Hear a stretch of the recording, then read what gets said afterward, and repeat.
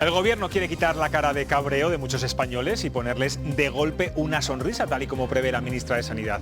¿Y cómo lo hace? Bueno, pues tirando de decretos. Hoy el Consejo de Ministros ha aprobado la vuelta del público a los estadios de fútbol, la bajada del IVA de la luz y la eliminación de las mascarillas en el exterior.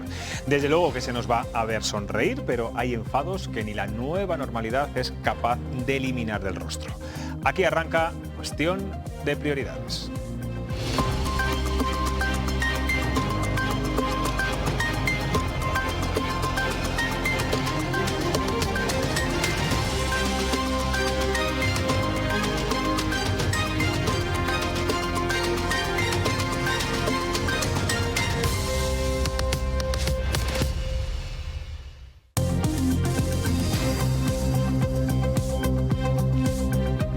¿Qué tal están? Buenas noches. Las nuevas variantes del COVID, sobre todo la India, comienza a preocupar al gobierno regional y lo más urgente para evitar contagios es acelerar la vacuna de AstraZeneca y recortar los plazos 2 semanas entre los que tienen 60 y 69 años. Esa es la intención del gobierno de momento. Pero también preocupa a los jóvenes. La propia consejera de Sanidad asegura que el núcleo de transmisión del COVID está ahora mismo en la población entre 15 y 29 años. De los jóvenes, sobre todo de los que se han examinado de la EBAU, hablaremos también con un profesor que representa a la única asociación en España en defensa de una prueba única de acceso a la universidad. Veremos además qué posibilidades hay de que esto cristalice. Y hoy la encuesta de Sigma 2 para Castilla y León Televisión se centra en los resultados electorales ante unas generales. Luego lo debatiremos con los tertulianos. Pero como siempre todos los datos los tiene Ruth García Ribote. Buenas noches. ¿Qué tal? Buenas noches. Bueno, ¿qué datos, qué resultados se daría en Castilla y León si se celebraran hoy unas elecciones generales? ¿Qué partido ganaría? Bueno, pues el partido con más votos sería el PP, pero habría diferencia con respecto a las elecciones del 2019. Vamos a verlo en la pantalla. Como vemos, el Partido Popular es el que más incremento de porcentaje de votos tendría. Es una subida de más de 10 puntos. El 42% del escrutinio sería para la formación de Pablo Casado. Le sigue el PSOE con el 29%, una cifra ligeramente más baja que los comicios pasados.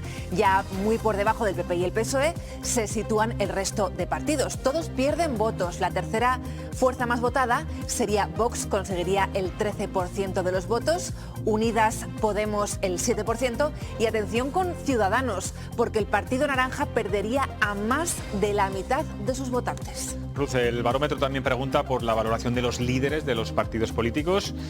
Todos suspenden. Sí, los castellanos y leoneses no dan el aprobado a ninguno de los líderes políticos nacionales. Pablo Casado es el que más se acerca al 5 con un 4,3. La ministra de Trabajo le sigue de cerca. Yolanda Díez consigue un 4,1. Y fíjense porque por debajo del 4 se sitúan el resto de políticos. Inés Arrimadas un 3,9. El presidente del gobierno todavía una nota más baja, un 3,8. Y el peor valorado es el líder de Vox. Santiago Abascal se queda para la recuperación con un 3,4. El rumor de la semana es si va a ser Luis Tudanca ministro o no lo va a ser del gobierno, si finalmente hay una crisis de gobierno del gobierno de Pedro Sánchez.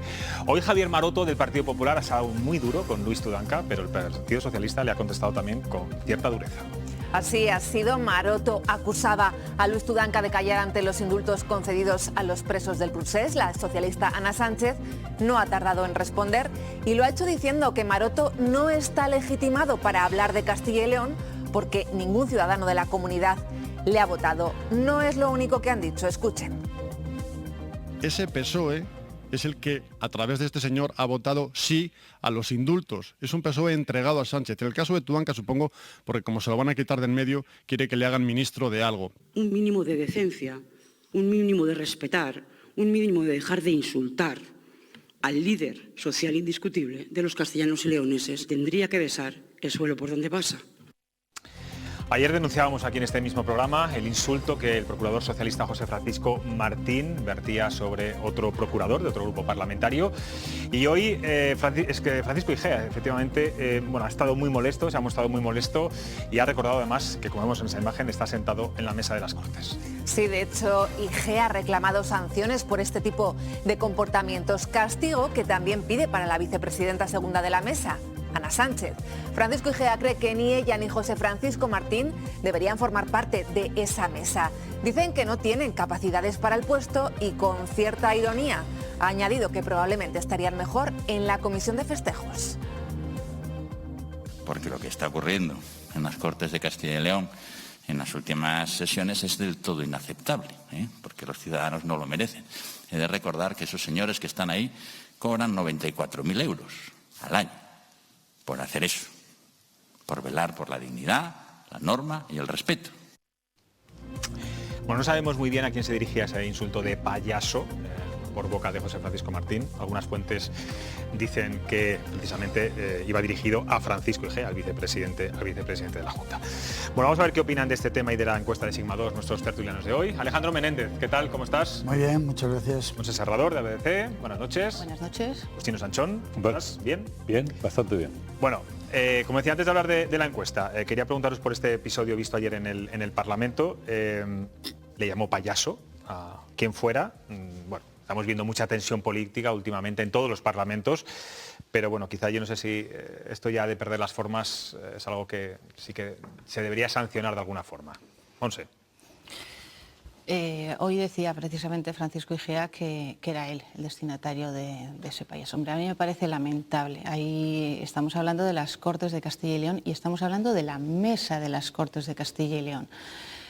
Si los propios que tienen que velar por el buen desarrollo del Pleno, porque haya unas normas elementales de educación, de cortesía, de saber comportarse directamente y de saber estar, no se cumplen, pues apaga y vámonos. Sí que es verdad que llevamos ya mucho tiempo con que...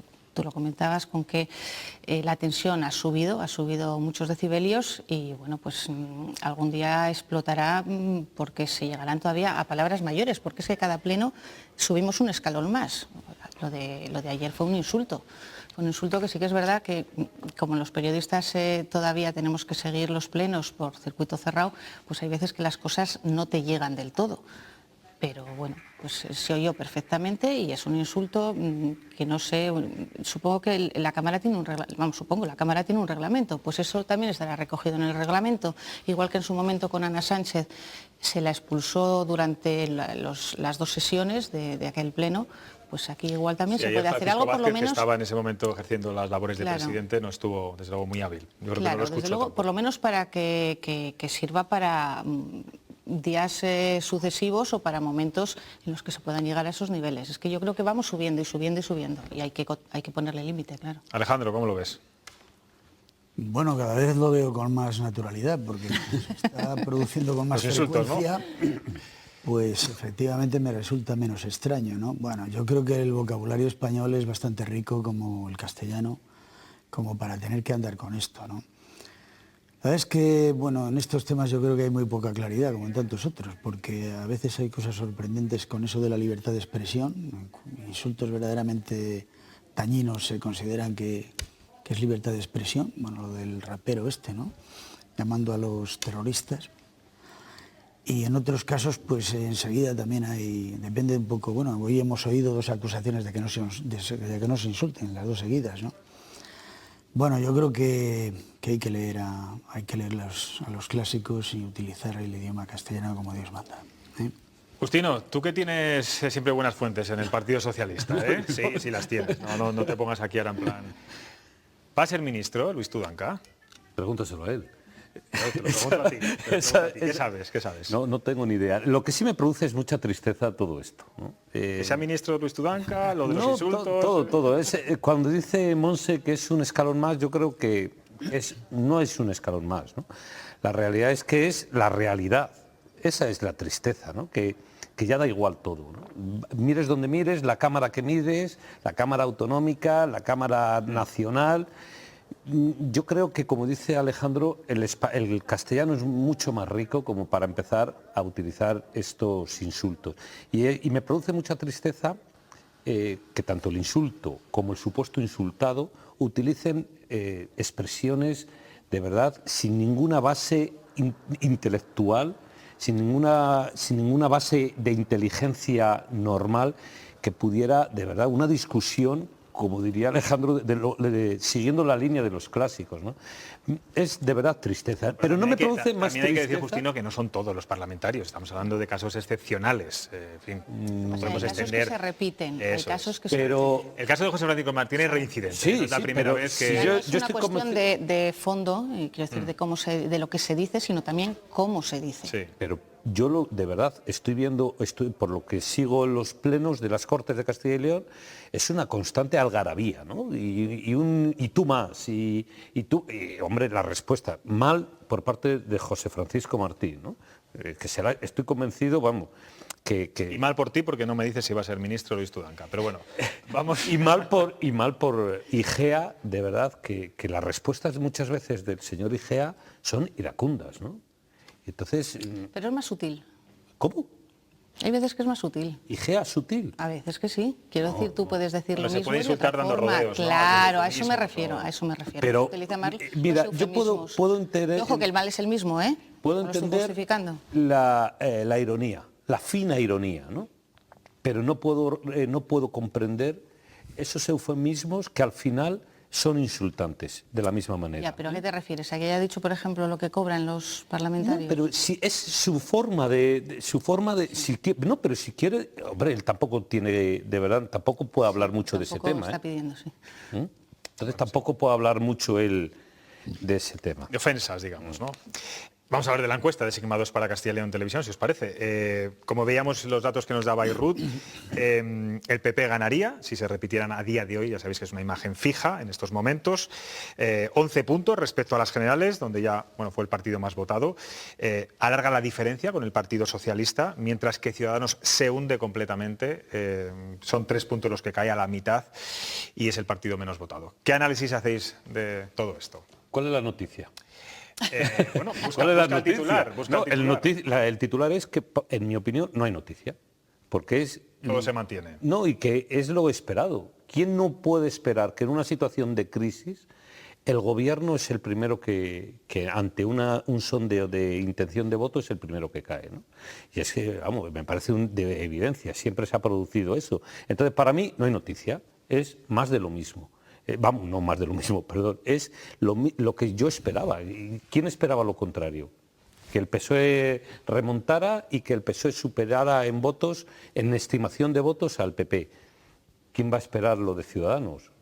Lo de Vox sí me tiene un poco... Más despistado. Más despistado, ¿no? Porque parece que van por otros lados los tiros, aunque no está bien dicho en este caso, pero... Les gusta la caza a los de Vox.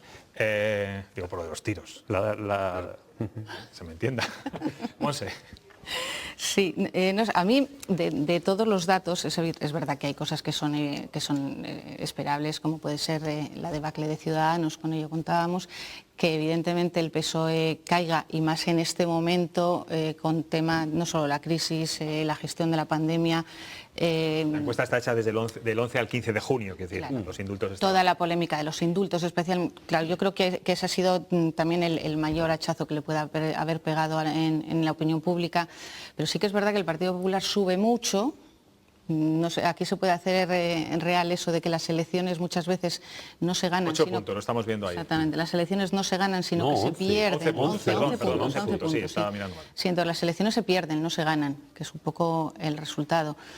A mí sí que me sorprende tanta subida me sorprende. Lo demás, bueno, pues era un poco previsible. Ni siquiera me sorprende la subida de Vox, precisamente no, la bajada, un poco... es que cae. Es que el tema es que cae 3 puntos. Bueno, sí, pero más o menos ahí se puede mantener.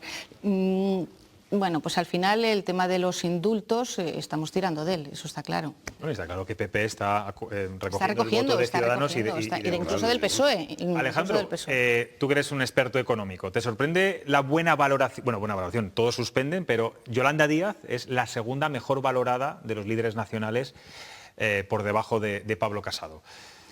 Bueno, ayer tuvimos aquí a Pablo Fernández y hablaban maravillas de ella, por supuesto. El portavoz. El portavoz estatal. Me sorprende un poco, bueno, no me sorprende porque lo de que suspendan los líderes políticos es también muy natural. sí que me sorprende cuando se compara con los resultados de la EBAU, esta de la que posiblemente hablemos luego, ¿no? Porque en la EBAU aprueba todo el mundo, que llega un momento que también es un poco sorprendente, el 98%, si no recuerdo mal, este año, una noticia un poquito preocupante para los que esperamos en la universidad a los nuevos alumnos. Y aquí, bueno, pues es que yo creo que hay mucha polarización cuando se pregunta por los líderes, de manera que, y como hay una división más o menos, vamos a decir 50, 55, 40, 40, 60, pues yo creo que cuando le preguntan a alguien que vota al partido contrario, directamente le pone un 0 y claro, ya es muy difícil remontar, ¿no? Os hablabas de la BAU, vamos a hablar de la BAU, vamos a cambiar completamente de asunto, porque ahora vamos a hablar de educación y el pasado viernes, como saben, se publicaron las notas de la BAU que superaron, como decía Alejandro, el 98% de los alumnos de Castilla y León. Y como cada año por estas fechas surge el debate sobre la necesidad de una prueba de acceso único a la universidad en toda España. Hace 3 años se creó la primera y única asociación por un acceso a la universidad en igualdad, formada por padres y profesores, y precisamente su origen está en nuestra comunidad y más en concreto en Zamora. Hoy vamos a entrevistar a su portavoz, es Luis Mariano Esteban, profesor de lengua en bachillerato, y nos escucha desde Cercedilla, en la Comunidad de Madrid. Buenas noches, profesor. Buenas noches. ¿Cómo estás, José Luis? Buenas noches a todos. Bueno, aquí en Castilla y León, como bien sabe, hubo una gran movilización estudiantil y política hace 4 años.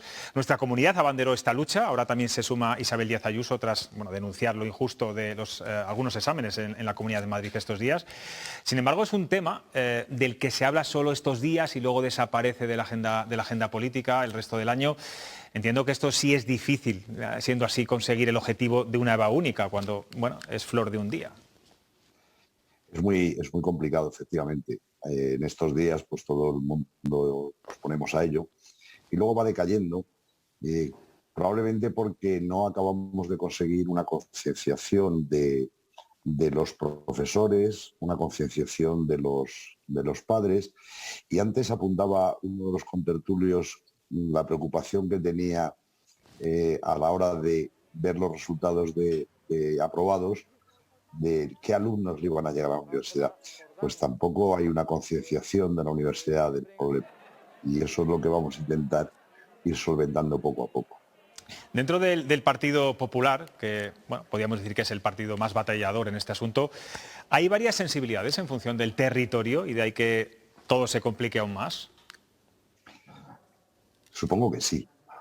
Supongo que, pero no solamente en el caso del Partido Popular, sino en el caso de todos los demás partidos. Cuando nosotros hace 3 años y pico nos reunimos en el Senado con representantes de educación de todos los partidos políticos, menos de Podemos, que no nos recibió, pues todos compartían los datos. Claro, yo creo entender que lo que pueda defender un político en Castilla y León, que es una comunidad muy dañada con la EBAU, pues difícilmente se lo van a apoyar compañeros de partido en otra comunidad, claro. Como por ejemplo Andalucía, estoy pensando, ¿o no?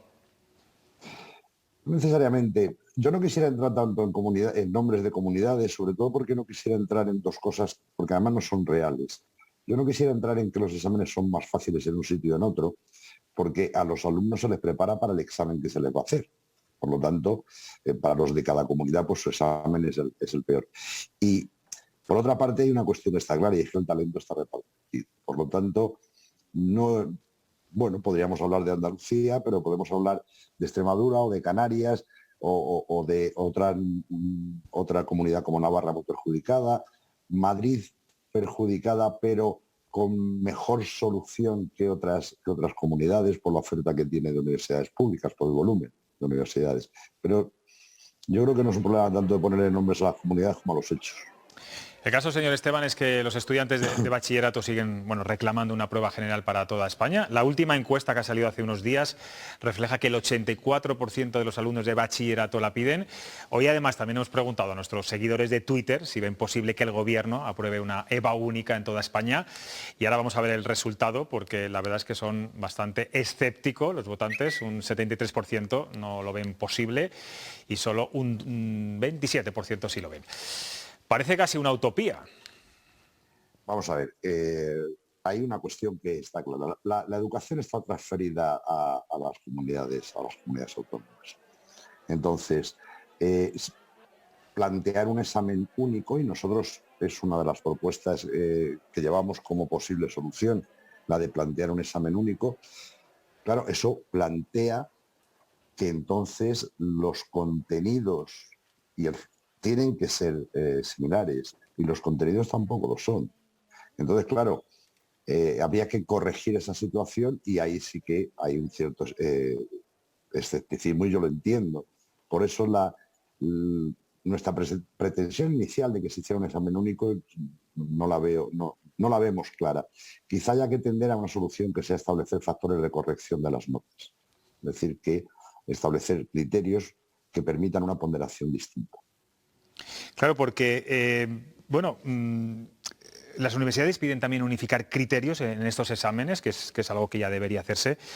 Para ustedes, la mejor fórmula para que el acceso en igualdad a la universidad sea factible, ¿cuál sería? Precisamente eso, esos criterios de corrección, viendo que es imposible llegar a una EBAU única.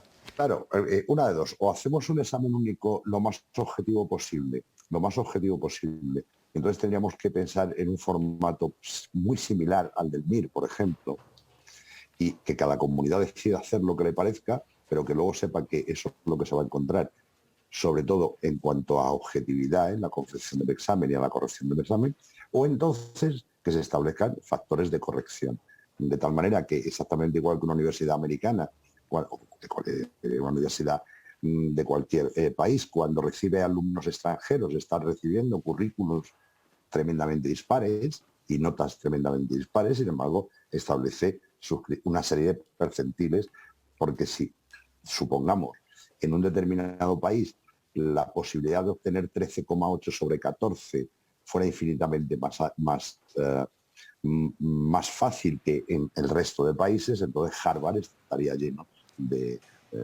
los ciudadanos de ese país más fácil, para entenderlo, ¿no? Y no es así. Aunque usted no quiere hablar de diferencias en el nivel de exigencia de las comunidades autónomas, hay una prueba muy clara que en Castilla y León confirma que la EBAU es más exigente que en otras comunidades, y es la falta de coherencia entre los resultados PISA, aquí obtenemos, como sabe, siempre las mejores notas de España, y las notas de la EBAU. Hay comunidades con malos datos en este informe y luego sacan muy buenas notas en la prueba de acceso. Nosotros hicimos un estudio que presentamos en la reunión en el Senado, que era dar la vuelta al mapa, literalmente, y era llamativo.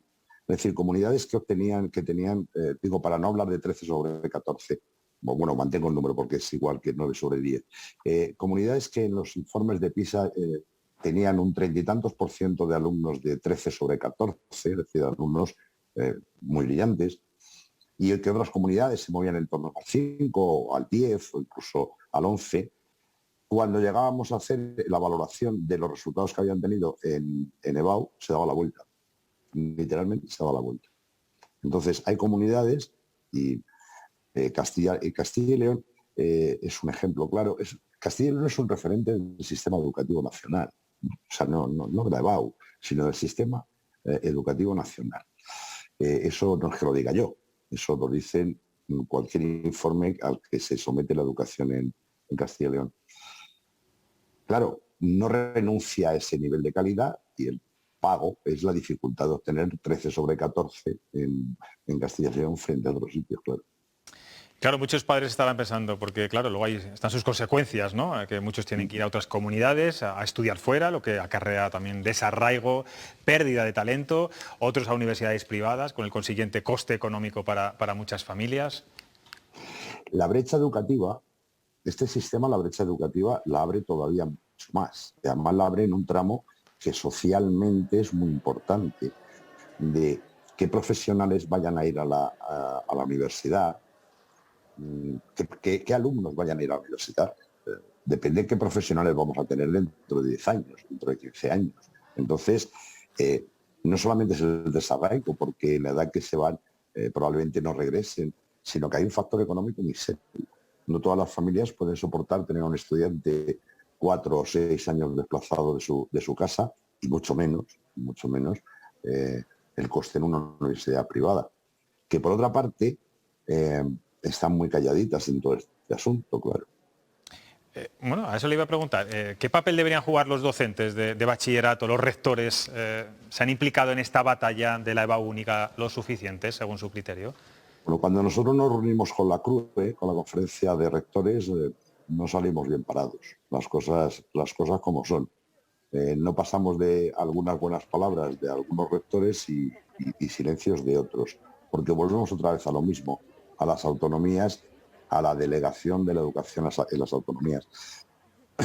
Entonces, lo que nosotros pretendemos es intentar implicar sobre todo al profesorado de secundaria y de bachillerato, que es los que estamos ahí lidiando y los que hay un tema del que no se habla, pero que en algunos casos se juega su puesto de trabajo, sobre todo en la enseñanza privada. Un mal resultado puede ser problema. Profesor, ¿cómo vería que fueran las propias universidades las que fijaran un examen de ingreso, que es algo que también se ha planteado?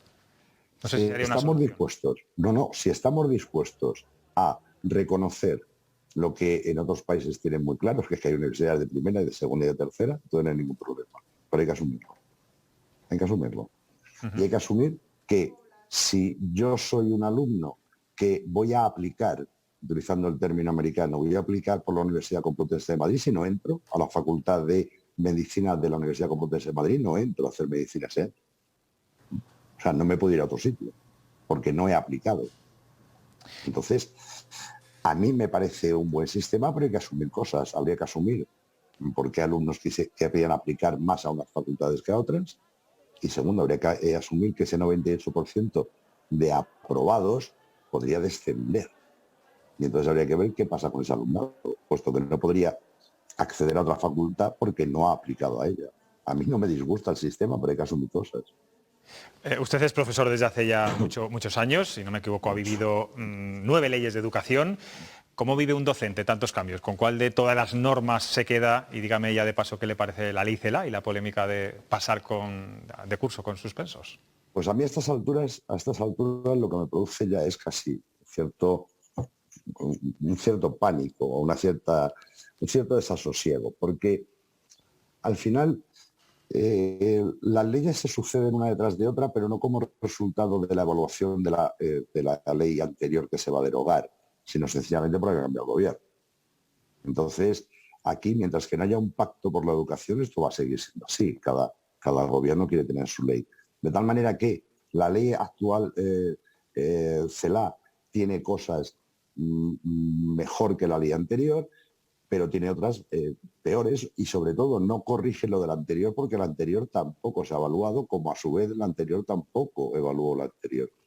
En cuanto a lo de que se pueda pasar se pueda acceder a la EBAU con una asignatura de suspensa en bachillerato, en el fondo todo esto lo que trata es de camuflar de alguna manera, y eso no solamente es esta ley, sino también las anteriores, algo que los estudios de la OCDE nos viene repitiendo de manera sistemática, informe tras informe. El nivel de España educativo va mejorando progresivamente, con más lentitud de la que debiera con respecto a nuestros países, digamos, de referencia, pero tenemos un problema muy grave que no se corrige, que es la desigualdad entre comunidades. Y no se corrige. Y seguimos teniendo unos porcentajes de fracaso escolar que meten miedo en algunos sitios. Y tenemos comunidades con más del 20% de fracaso escolar. Profesor Esteban, tengo aquí a 3 tertulianos, no son de la EBAU, ninguno ha hecho la EBAU, sois más de selectividad, entiendo, casi todos, ¿no? Como yo. Seguramente, yo creo que todos los que estamos hoy aquí. Justino Sanchón. Profesor, buenas noches. Buenas noches. Sí me gustaría comentarle que me parece un poco complicado todo lo que ustedes proponen desde el momento que ustedes mismos tampoco son demasiado optimistas en la consecución de esos logros. Pero ¿cómo se puede eliminar esa brecha educativa que hay entre comunidades, aparte de las diferencias entre las propias comunidades, cuando en Cataluña están enseñando unas cosas, en Castilla y León otras, y cómo voy a ir a una EBAU única con preguntas comunes? Es que parece un poco de difícil consecución. ¿Cómo se puede eliminar esa brecha educativa? Vamos a ver, para poder eliminar la brecha educativa, lo primero es que hay que ser consciente de que existe la brecha educativa. O sea, reconocer que el problema existe. Entonces, las soluciones luego serán complejas y pueden ser más o menos idílicas. ¿Cómo vamos a ir a un examen único con una formación distinta? Claro, pues forzando a que se tenga que ir. Es decir, si esto es lo que hay, pues esto es lo que habrá que hacer, ¿no? O se hace un pacto por la educación y entonces se establecen unos comunes amplios que permitan que con las diferencias entre comunidades y las peculiaridades incluso idiomáticas, eso no sea un inconveniente a la hora de acceder a la universidad. Pero lo primero que hay que hacer es reconocer el problema. Y eso no está tan claro que todas las comunidades reconozcan que hay un problema en la educación. Monse. Sí, buenas noches, profesor. De sus palabras deduzco que el llegar a una EBA única es en este momento prácticamente una quimera, es casi imposible. Pero la realidad es que año tras año en Castilla y León nos encontramos con la misma situación, y es que nuestros alumnos, los mejor formados, no consiguen entrar en las universidades o por lo menos hacer el grado que ellos quieren porque no han conseguido la nota suficiente, mientras en otras comunidades donde esa EBAU era más fácil, sí la han conseguido. ¿Qué hacemos ante esta situación? Porque en algún momento se ha planteado el decir, bueno, pues en Castilla y León habrá que bajar el listón y habrá que sumarse o hacer lo mismo, es decir, todos a la baja. ¿Esa es una solución para ustedes? No, para nosotros no es una solución ir a la baja.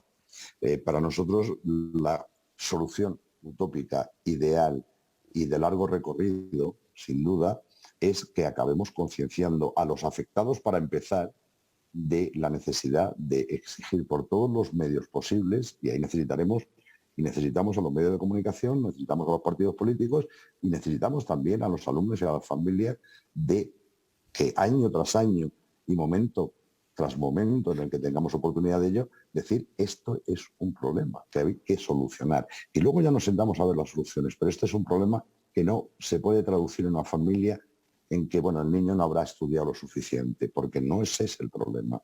Entonces, largo será el camino, pero habrá que hacer. Por último, Alejandro. Bueno, para empezar, decirle que a mí me parece una preocupación muy sensata la que manifiestan estos profesores y que yo la comparto.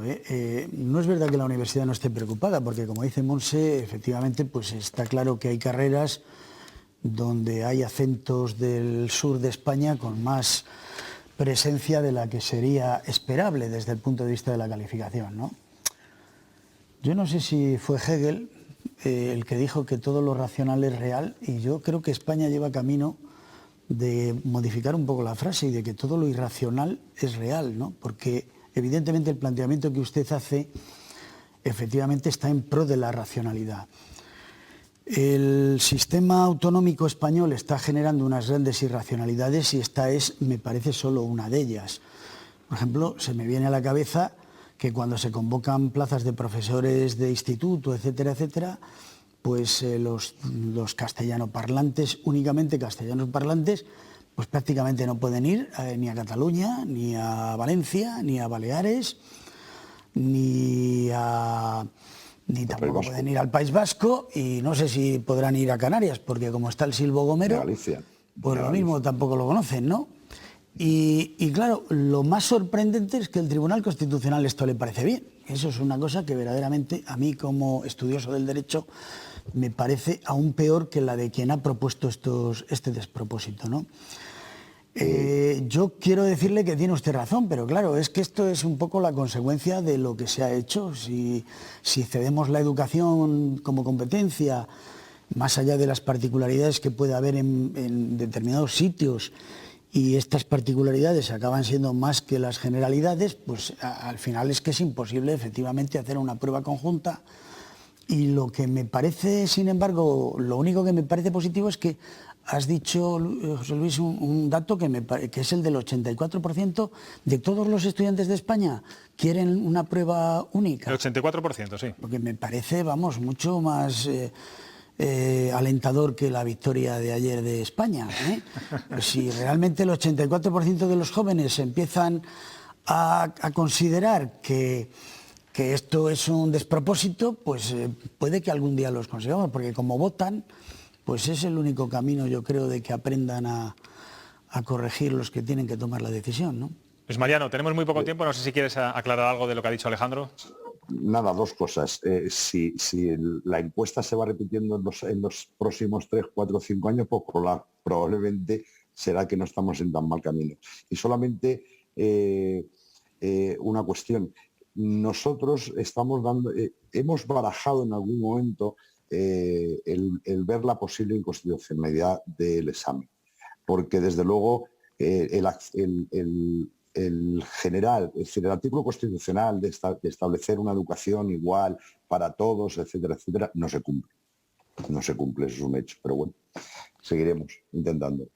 Pues Luis Mariano, Esteban, sigan peleando, haciendo ruido, no solamente durante estos días de los que se habla de lavado, sino todo el año, como bien saben en la política, bueno, pues es todo mucho más efímero, y espero que sigan consiguiendo también muchos más adeptos en esta buena causa que es una EVA única.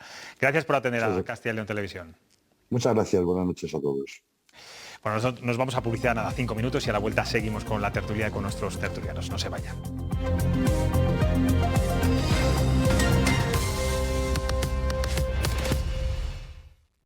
Dejar de ser obligatorio las mascarillas en ciertos espacios es una medida importante, como acabo de decir, pero especialmente va a significar que las mascarillas dejan paso de nuevo a la sonrisa. Pues nada, todos a sonreír a partir del sábado si nos quitamos la mascarilla, que también habrá que ver cuánta gente la mantiene por prudencia o por miedo. Hoy el Consejo de Ministros ha aprobado un decreto ley que retira los cubrebocas cuando estemos al aire libre y también permite la vuelta del público a los estadios. Eso sí, en lo referente a las mascarillas será una norma igual para todas las comunidades y los gobiernos autonómicos no podrán hacer modificaciones, algo que no ha gustado nada a la Junta de Castilla y León. Os pregunto, de nuevo, cuando se trata de suavizar medidas, el Gobierno se olvida de la cogobernanza y de nuevo también la Junta, que siempre pide medidas comunes, cuando las hacen se enfadan. Vaya desescaladita nos espera, ¿no? Yo ya me he perdido. Yo por una sonrisa hago lo que sea, ¿no? Yo por una sonrisa hago lo que sea. Y, a ver, a mí lo que me preocupa de verdad es las no mascarillas a partir de las 2 de la mañana. En lugares de copas. Eso es lo que de verdad me preocupa, las no mascarillas en ese momento. A mí que yo vaya en la montaña a hacer una ruta de montaña, en Villamayor, por ejemplo, que se pueden hacer rutas de paseo por montaña, no, de Villamayor de montaña no, de paseo, he rectificado rápidamente. Bueno, pues puedes pasear por la montaña perfectamente sin mascarilla, ¿no? Pero a mí me preocupa a partir de la 1, 2 de la mañana, con altos grados de alcohol, ¿no? O un poquitín de grados de alcohol, a eso sí que es lo que me preocupa. ¿Y el conflicto político, Monse, te preocupa? El hecho de que cada vez que hay una medida... Ya me he perdido, ya no sé muy bien quién quiere la cogobernanza, quién quiere que ahora seamos las comunidades, porque va cambiando. Tú te tragas todos los consejos de gobierno y todas las ruedas de prensa, como no lo sepas tú, en fin. No, y me lo sé, pero sí que es verdad que hay veces que dices, vamos a ver, no estamos pidiendo medidas únicas para todas las comunidades, ¿por qué ahora no queremos esas medidas únicas? Yo creo que la de la mascarilla es fundamental. Porque es que si no, no sé, vamos a tener, vamos a tener que ir comunidad como Castilla y León, que las cosas van bien, claro, no así en Andalucía, donde pueden estar más preocupados. Pero entonces, ¿por qué ahora se critica que...? Por las formas. Yo sí que las formas, bueno, pues vamos a lo de siempre. Se ha vendido y se ha vendido una gran noticia y eso es lo que ha molestado a la Junta, claro, que haya vuelto a ser Pedro Sánchez el que da una buena noticia y lo vende. Pero el que en este caso sea la misma medida para toda España, pues hombre, sí que es verdad que habría que, no sé si desde el propio Gobierno de España, decir esa medida con excepciones. Quiero decir, Andalucía, por ejemplo, está en una situación en este momento no es de las mejores y vamos hacia el verano. Con lo cual va a recibir mucha gente, va a recibir muchas visitas, va a recibir muchos turistas extranjeros, entre otras cosas. Entonces, igual había sí que plantear que el famoso semáforo, a partir de X casos por 100.000 habitantes, bueno, pues habrá que volver a la mascarilla. El semáforo, sí, el famoso semáforo. No, pues sigue el semáforo, sigue el semáforo. Alejandro, ¿tú crees que el sábado mucha gente va a seguir yendo con la mascarilla por la calle? Yo creo que el sábado no es el mejor día tampoco para poner esto, porque además hay otra cosa. Yo creo que va a pasar que a las 12 de la noche se van a quitar las mascarillas el viernes también. Yo conozco a mis alumnos. Y yo mis hijos. O sea, Entonces, bueno, de todas maneras... A lo de sábado, domingo, lunes, martes, ¿tú crees que va a haber mucha gente que va a salir? Mañana a las 12 de la noche, o sea, a las 24 horas, mañana de viernes a sábado, no sé, haremos así con la mascarilla y la tiraremos, porque ya nos la podemos quitar en espacios abiertos. Y claro, guardando la distancia de seguridad, abiertos. eso hay que repetirlo muchas veces, Sí, y siempre con una mascarilla guardada. Yo lo que sí que veo, bueno, te lo recordarán y tal, ¿no? Pero que claro, estar poniéndotela, quitándola, no sé qué, no sé cuál, a mí que se me olvida. Bueno, hoy se me ha olvidado, he tenido que volver a la facultad porque se me había olvidado. Otro día se me olvidan las gafas. O sea que quiere decir que no es tan fácil, porque claro, los sitios abiertos, pues en la calle Santiago a las 12 de la mañana, a las 11 está como la M30 con los repartidores y a las 12 como la M40. Como la M40, ¿no? Entonces, y luego yo creo que tenía que haber una referencia respecto del grado de contagio que hay para ser lo que determine que te la pongas o te la quites, ¿no? Aunque lo que sí que tengo claro es la distribución competencial. Las noticias buenas las quieren dar todos y las malas ninguno. Y ninguno que la dé Madrid. ¿No? O sea, no es muy racional. Pero vamos, tampoco. yo estoy convencido que a la 1 de la mañana más de una mascarilla, en vez de en la boca, va a estar en la nuca. ¿no? Sí, como las corbatas en las bodas, ¿no? Claro. Eso es. Bueno, ¿qué os parece también que el público pueda volver a los estadios de fútbol y también de baloncesto la próxima temporada? Es una forma también de animarnos a todos los españoles, ¿no? En un momento tan complicado. Y volvemos a lo mismo, ¿pero voy con mascarilla allí o no voy con mascarilla? Sí, y me abrazo. Aglomeración. Sí. No, ya se abrazan los jugadores, ya que se abracen ellos solos. Que entonces yo no puedo abrazarme en el gol. No. A mí me parece bien, de verdad.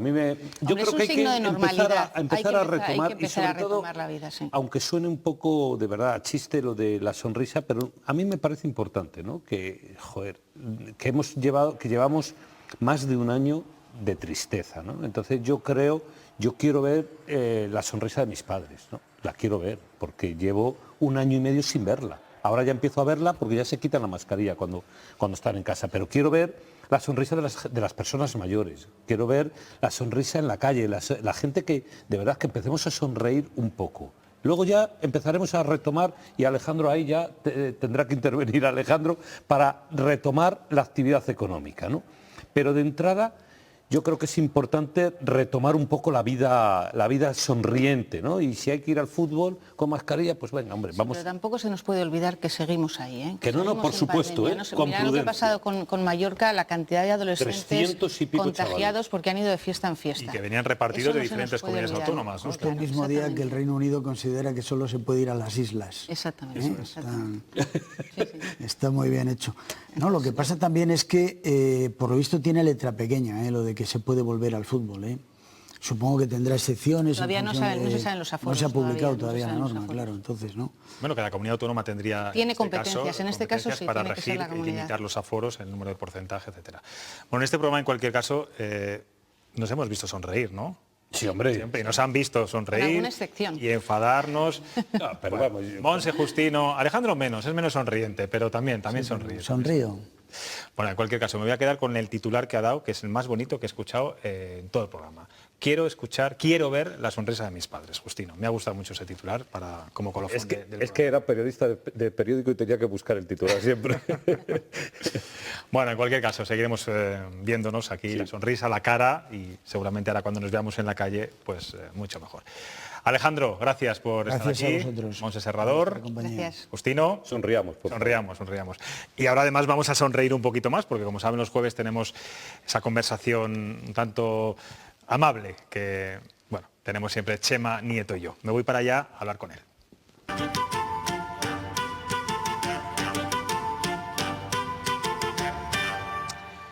Buenas noches, Chema. Hoy tienes a Luis Tudanca santificado en tu ventana. Es la luz que emanan los políticos ministrables, José Luis. Los rumores de cambios en el gobierno de Pedro Sánchez sitúan al líder del PSOE en Castilla y León como candidato a cargar con una cartera ministerial. Lo cierto es que al propio Luis Tudanca estos rumores le parecen simples quinielas y le da mucho pudor que se hable de él como ministro. A mí me daría la risa, pero yo no soy Luis Tudanca. El pudor ante la alabanza es un sentimiento noble que indica humildad, la madre de todas las virtudes. Y ha crecido tanto en virtudes el líder de nuestros socialdemócratas que se ha vuelto magnánimo y el martes en las Cortes recibió con cariñosos parabienes al consejero de Agricultura tras su larga baja por enfermedad. Pues sí, en este programa de hecho hemos comentado estos días el alivio que provoca ver estos detalles de humanidad entre rivales políticos. La magnanimidad entre políticos recorre no solo Castilla y León, sino España entera. Vistos los magnánimos indultos de Pedro Sánchez a los pertinaces sediciosos separatistas, a los que ha advertido magnánimamente de que si reinciden volverán a la cárcel. Ya empiezas a estar un poquito sarcástico, Chema. Pues relajemos el tono para terminar la semana y vamos a comentar el barómetro de Sigma 2 para Castilla y León Televisión que acabamos de conocer. Según la encuesta, los ciudadanos de la comunidad confían en el PP para impulsar la economía. Y confían en el PSOE un poco más para gestionar los asuntos sociales, es decir, lo previsible, lo de siempre. Pero hay cosas en las encuestas que siempre te sorprenden. Por ejemplo, en este caso, que los ciudadanos creen que el PP impulsa mejor que el PSOE la digitalización. Y yo me pregunto, ¿por qué? No recuerdo ninguna medida concreta o efectiva, ni del PP ni del PSOE, por la digitalización. A lo mejor los ciudadanos también son magnánimos con los políticos en las encuestas, no solo los políticos entre ellos. Así es este océano de bondad, de aprobados generales, de indultar delitos, de rebajar impuestos, de aflojar las mascarillas y de celebrar la llegada del verano. Lo que queremos, Chema, es celebrar ya el fin de la pandemia. Lo haremos pronto, ya lo verás. No hay mal que 100 años dure. Y los días, los años y los siglos pasan volando. Solo la dureza del corazón de los poderosos con unos y la magnanimidad con otros permanece inalterable. Mucha palabrita rimbombante, pero de papel y lápiz y de pincel, nada de nada. Bueno, a ver si la próxima semana cae una viñeta en este programa. Nos vamos, nos vemos el lunes, como siempre, a las 9:30 en Cuestión de Prioridades. Buen fin de semana. Adiós.